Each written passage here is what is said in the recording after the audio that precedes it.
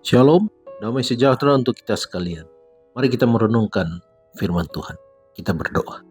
Bapa yang di surga, terima kasih Tuhan untuk penyertaan-Mu sepanjang hari ini. Saat kami akan merenungkan lagi firman-Mu, memohon kehadiran Roh Kudus bersama dengan kami.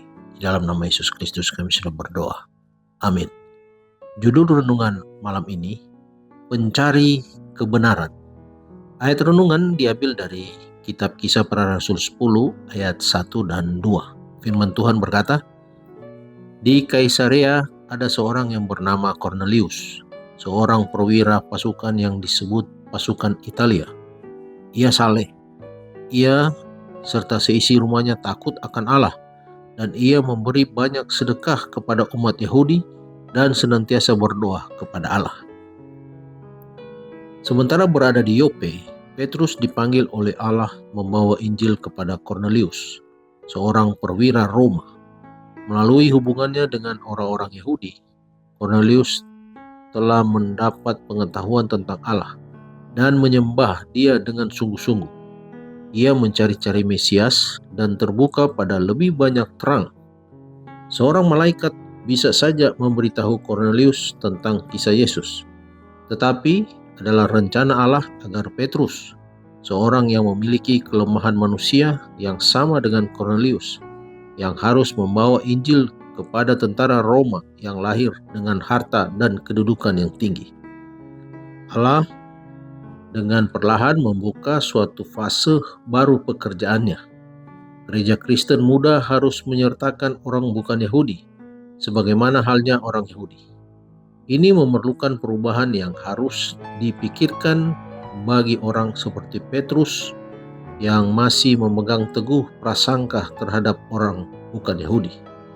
Pertobatan yang luar biasa dari Cornelius dan keluarganya merupakan buah pertama dari tuaian yang harus dikumpulkan saat orang-orang Yahudi dan bukan Yahudi menempatkan diri bersama dalam gereja Kristen. Pokok pikiran. Orang yang terbesar dari dunia ini tidaklah melebihi kuasa Allah yang mengerjakan mujizat. Jika mereka menjadi pekerja bersama-sama dengan Dia, akan menjadi orang-orang yang mempunyai kesempatan melakukan kewajiban dengan berani dan setia.